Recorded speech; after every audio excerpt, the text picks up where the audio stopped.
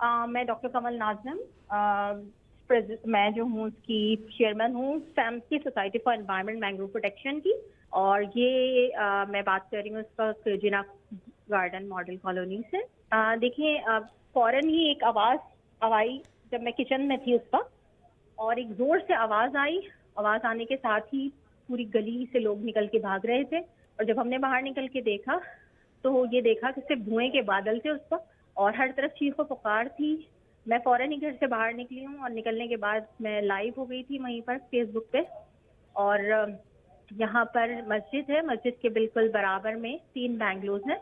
उन तीनों बैंगलोज के से सिवाय धुएं के बादल के और कुछ नजर नहीं आ रहा था। लोग चीखो पुकार में लगे हुए थे। हर शख्स की कोशिश कर रहा था कि जो है वो जल्द से जल्द वहाँ पहुंचे।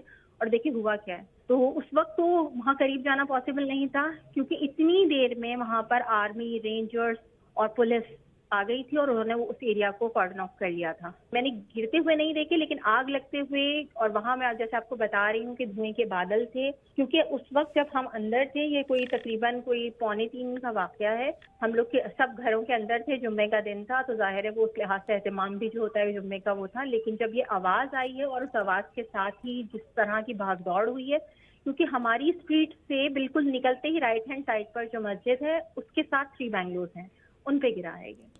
हमारे वहाँ पे कुछ रजाकार पहुँच गए हैं फौरन ही और वहाँ से उन्होंने उनको डेड बॉडीज उस घरों से निकालना शुरू हो गए। और अभी उन्होंने अभी मुझे बिल्कुल इत्तला दी है कि एक बच्चे और एक औरत की आधी जली हुई जो डेड बॉडी है वो उन्होंने बाहर निकाली है। नहीं, इस वक्त तकरीबन कोई 70-80 के करीब यहाँ पर एम्बुलेंस मौजूद है। शिपा एम्बुलेंसेस मौजूद हैं, ईडी की भी मौजूद है यहाँ पर। और इसके अलावा जो है वो फायर ब्रिगेड भी हैं और लोग अपनी मदद आपके तहत भी बहुत हेल्प कर रहे हैं यहाँ लोगों की। और इसके साथ साथ जो है वो पुलिस, रेंजर्स सभी मौजूद हैं और सभी ये काम कर रहे हैं।